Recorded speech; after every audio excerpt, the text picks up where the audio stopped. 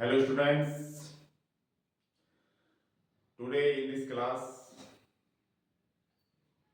I will teach you how to make a complex sentence by the combination of two or more simple sentences by using adverb clause of concession or contrast or supposition. प्रिय विद्यार्थियों, इस class में हम adverb clause of concession का use करके दो सरल वाक्यों को एक कॉम्प्लेक्स सेंटेंस के रूप में बदलने जा रहे हैं।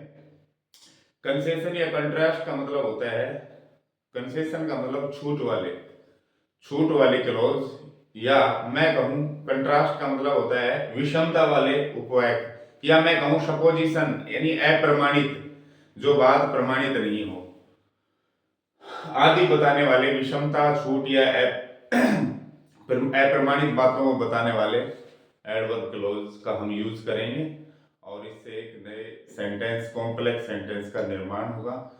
तो हमारे पास जो सबऑर्डिनेटिंग कंजक्शन ऑफ कंट्रास्ट है वो निम्न प्रकार है। दो, आल्दो, दोनों का अर्थ यद्यपि होता है। डिफरेंस सिर्फ इतना है कि दो को आप स्पोकन लैंग्वेज में, स्पोकन इंग्लिश में यूज करें, आल्दो को आप रिटन लैंग्वेज में यूज कर सकते हैं। इनके साथ येट और आ सकता है, लेकिन सेम ही चीजें हैं ये। दो, आल्दो के साथ येट भी आ सकता है या अकेले भी आ सकते हैं। वाइल, वेरेज, दोनों का सेम अर्थ है जबकि। इवन दो, यहां तक कि। इवन इफ, भले ही, यानी चाहे कुछ भी हो मैं तो ये काम करूंगा चाहे कुछ भी हो, आदि कंजंक्शंस ऑफ कंट्रास्ट हैं जिनका यूज करके हम कॉम्प्लेक्स सेंटेंस बनाने जा रहे हैं। तो देखिए, पहले जानते हैं एडवर्ब क्लॉज ऑफ कंसेशन होता क्या है। यह क्लॉज मेन क्लॉज में वर्णित कार्य के बावजूद, यानी मुख्य उपवाक्य में जो कार्य बताया गया है, किया गया है, उसके बावजूद किसी विपरीत स्थिति यानी कंट्रास्ट को दर्शाते हैं। यानी कि मुख्य क्लॉज में जो काम किया गया है और दूसरे क्लॉज में जो काम किया गया है, दोनों में विषमता का पता चलता है हमें। यह बताता है कि किसी बाधा या विरोध के बावजूद भी कार्य किया गया। अगर ये प्रॉब्लम थी उसके बाद ये काम हुआ, स्थिति विपरीत थी फिर भी ये काम हुआ, यह स्थिति बनी रही, इसको बताता है ये। विपरीत स्थिति को या विपरीत कार्यों को ये दर्शाता है, विषमता का बोध कराता है हमें। तो इसमें करना क्या है, सबसे पहले जो सबऑर्डिनेटिंग क्लॉज है उससे पहले दो या ऑल्दो लगा दो, कॉमा लगा के प्रिंसिपल क्लॉज, या उल्टा कर लो, पहले प्रिंसिपल क्लॉज फिर दो या ऑल्दो फिर सबऑर्डिनेटिंग क्लॉज। देखते हैं। सी ऑब्टेन्ड गुड मार्क्स, उसने अच्छे अंक प्राप्त किए। सी इज वीक, वो कमजोर है। अब देखो परिस्थिति या स्थिति कौन सा सेंटेंस हमें बता रहा है, हमें ये बता रहा है कि वो कमजोर है। स्थिति क्या थी कि वो कमजोर थी। तो और परिणाम उसका क्या निकल रहा है, उसने अच्छे अंक प्राप्त किए। तो अच्छे अंक प्राप्त किए, ये तो हो गया प्रिंसिपल क्लॉज, और ये हो जाएगा अपना एडवर्ब क्लॉज ऑफ कंसेशन। छूट मिल गई, इसमें छूट वाला वाक्य कि वो कमजोर थी फिर भी उसने ऐसा कर दिया। तो इसमें आप दोनों तरह से बना सकते हो। सी ऑब्टेन्ड गुड मार्क्स, दो सी इज वीक, या ऑल दो लगा लो, सेम है। या फिर ऑल दो येट भी आप इसमें लगा सकते हैं। तो इसमें क्या करेंगे, पहले एडवर्ब क्लॉज ऑफ कंसेशन वाला वाक्य आएगा, although she is weak, comma yet she obtained good marks, यद्यपि उसने, वो कमजोर है फिर भी उसने अच्छे अंक प्राप्त किए। तो दो, ऑल दो, दोनों एक ही बात है, इनके साथ येट का यूज भी किया जा सकता है। इसमें हमें पहले देखना ये है कि कौन सा प्रिंसिपल क्लॉज है और कौन सा सबऑर्डिनेटिंग क्लॉज है। डियर स्टूडेंट्स, नेक्स्ट जो कंजक्शन है व्हाइल एज, इनका प्रयोग करके अब हम कॉम्प्लेक्स सेंटेंस सीखेंगे। चलिए देखते हैं।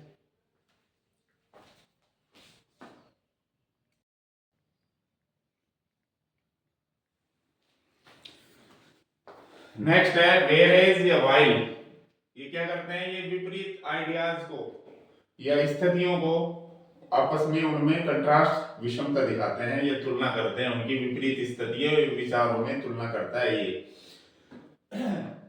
पहले प्रिंसिपल क्लोज, उसके बाद वेयर इज या व्हाइल लगा के डिपेंडेंट क्लोज लगा दिया जाता है। अब इस तरह के जो एक्ट होते हैं उनमें आप किसी को भी प्रिंसिपल क्लोज मान सकते हैं। वह चाय पसंद करता है, उसकी पत्नी कॉफी को प्रमुखता देती है, महत्व देती है। तो इसमें जनरली पहला सेंटेंस ही प्रिंसिपल क्लोज होता है। तो आप प्रिंसिपल क्लोज पहले लिखें, he likes tea, whereas his wife prefers coffee. या आप वेयर इज से शुरू कर दें या व्हाइल से शुरू करें, while his wife prefers coffee, comma ही लाइक्स टी, ऐसे भी कर सकते हैं। वह टॉकेटिव था, बातूनी था, और वो टेसिटर्न थी, मतलब मितभाषी थी, कम बोलने वाली। तो इसका बनाओ, he was talkative while she was taciturn, या while she was taciturn, comma he was talkative। तो इसमें दोनों स्थितियां विपरीत हैं एक दूसरे के, या दो विचार विपरीत हो सकते हैं। तो आदि को where is या while से हम जोड़कर एक कॉम्प्लेक्स सेंटेंस बना सकते हैं। चलिए नेक्स्ट देखते हैं, even though, even if. Next है इवन दो।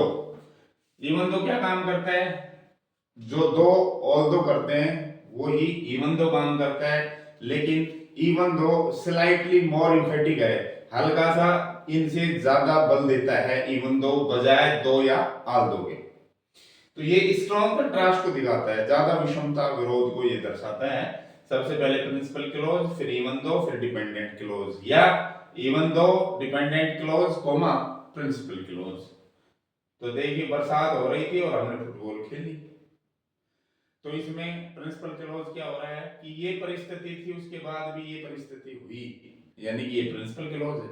ये हो गया फिर परिस्थिति बताने वाला जो कि विरोध दर्शा रहा है।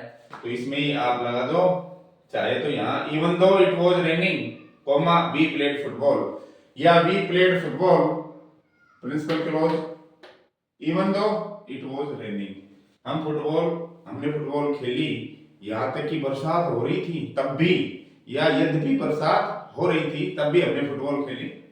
अगला है, वो 80 से ऊपर साल का है, उसकी उम्र 80 से ज्यादा है और बहुत एक्टिव है, वो बहुत ही एक्टिव है। तो ये जो परिस्थिति है 80 साल की, इसके बाद भी ये काम हो रहा है, क्या वो एक्टिव है, तो ये क्या हो गया प्रिंसिपल क्लोज। यानी इस परिस्थिति के बावजूद विरोध स्वरूप भी 80 साल में आदमी एक्टिव नहीं हो सकता, लेकिन इतना होते हुए भी ये काम हो रहा है, तो ये प्रिंसिपल क्लोज है। ये होते हुए भी ये काम हुआ, तो ये प्रिंसिपल क्लोज है। तो इसमें आप लगा दो, even though he is above 80 comma he is very active, और he is very active even though he is above 80। चलिए नेक्स्ट देखते हैं, इवन दो।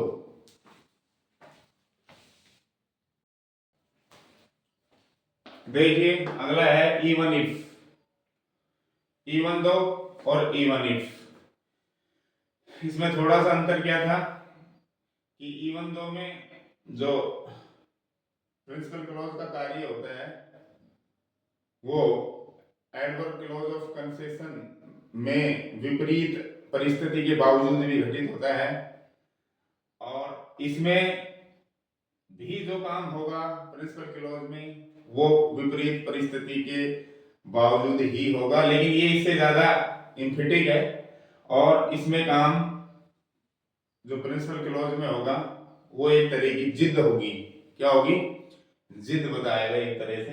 तो इसमें क्या है, यह किसी ऐसी स्थिति को दर्शाने के लिए प्रयुक्त होता है जो किसी अन्य परिस्थिति से प्रभावित नहीं हो, यानी कि ये जो काम होने वाला है चाहे परिस्थिति कुछ भी हो, ये काम मैं करूंगा।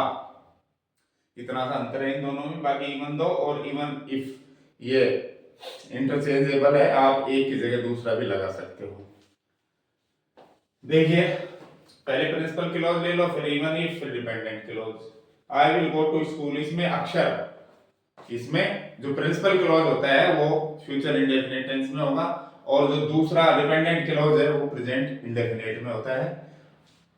देखिए मैं स्कूल जाऊंगा, बरसात होती है, तो क्या कहना चाह रहा है कि मैं तो स्कूल जाऊंगा चाहे भले ही बरसात हो, मैं तो ये काम करूंगा। तो इसमें आप प्रिंसिपल क्लॉज पहले लिख लो, I will go to school even if it rains, या उल्टा कर लो, even if it rains comma I will go to school. इसी तरह आप क्षमा याचना करते हैं वह तुम्हें क्षमा नहीं करेगा।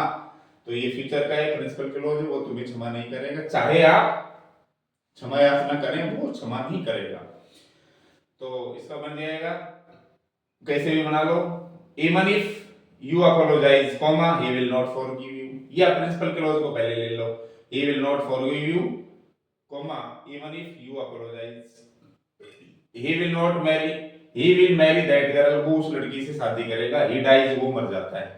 यानी ये कहना चाह रहा है कि चाहे वो मर जाए लेकिन शादी उसी लड़की से करेगा, ये ऐसी ठान ली इसने और जिद कर ली इसने। तो इसका बनेगा he will marry that girl even if he dies, या even if he dies comma he will marry that girl। तो डियर स्टूडेंट्स, ऐसे ही विभिन्न प्रकार के वाक्यों में हम इन सभी कंजक्शंस का यूज कर सकते हैं, बस थोड़ा सा अंतर है, कोई विरोधाभास ज्यादा दर्शाता है, कोई कम दर्शाता है। तो डियर स्टूडेंट्स, ये था अपना एडवर्ब क्लॉज ऑफ कंसीडरेशन का प्रयोग करके कॉम्प्लेक्स सेंटेंस बनाना। माय डियर स्टूडेंट्स, अपना जो सिंथेसिस चैप्टर था काफी लंबा चला है, वो हम पूरा कर चुके हैं आज की इस क्लास में। हमने सबसे पहले पढ़ा कि दो सरल वाक्यों को जोड़कर एक सरल वाक्य कैसे बनाया जाता है। इसके बाद हमने पढ़ा दो सरल वाक्यों को जोड़कर एक कंपाउंड सेंटेंस कैसे बनाया जाता है, जिसमें हमने कोऑर्डिनेटिंग कंजक्शंस का यूज किया था। इसके बाद हमने पढ़ा दो सरल वाक्यों को जोड़कर एक कॉम्प्लेक्स सेंटेंस कैसे बनाया जाता है, जिसमें हमने सबऑर्डिनेटिंग कंजक्शंस यूज की। तो आज इस क्लास में अपना ये जो टॉपिक है ये समाप्त हो गया है। डियर स्टूडेंट्स, मैं कहना चाहूँगा कि मैं हर रोज आपके लिए वीडियोस बना रहा हूँ, तो प्लीज़ आपका भी फर्ज बनता है कि वीडियो को देखकर आप उसको सब्सक्राइब करें और ज़्यादा से ज़्यादा लाइक्स जो हैं वो आप बढ़ाएं। और जो अभी अभी नए स्टूडेंट्स जुड़े हैं इस चैनल से, अगर उन्होंने इसको सब्सक्राइब नहीं किया है तो प्लीज सब्सक्राइब कर लें, ताकि समय समय पर आपको नोटिफिकेशंस मिल सके। डियर स्टूडेंट्स, ये जो मैं पढ़ाया सिंथेसिस जो मैंने पढ़ाए हैं, या जो भी चीज पढ़ा रहा हूँ, ये जरूरी नहीं है एनसीईआरटी 9, 10, 11, 12 क्लास के लिए यही यूजफुल है। ये जो भी कॉम्पिटिटिव क्लासेज हैं, चाहे वो टीचर्स हो, first grade, second grade, third grade, या कोई भी एसएससी वगैरह जो भी कॉम्पिटिटिव एग्जाम्स हैं, सबके लिए बहुत यूजफुल है। और बशर्ते कि आप इनको बाय सीक्वेंस शुरू से देखें, लगातार देखें, तो ज़्यादा अच्छा बेटर समझ में आएगा। और आज जो आपने वीडियो देखी इसके लिए आपको बहुत बहुत धन्यवाद, और आशा करता हूँ आप मेरे वीडियोस को ज़्यादा से ज़्यादा लाइक करेंगे और शेयर करेंगे, चैनल को सब्सक्राइब करते रहेंगे। Thank you.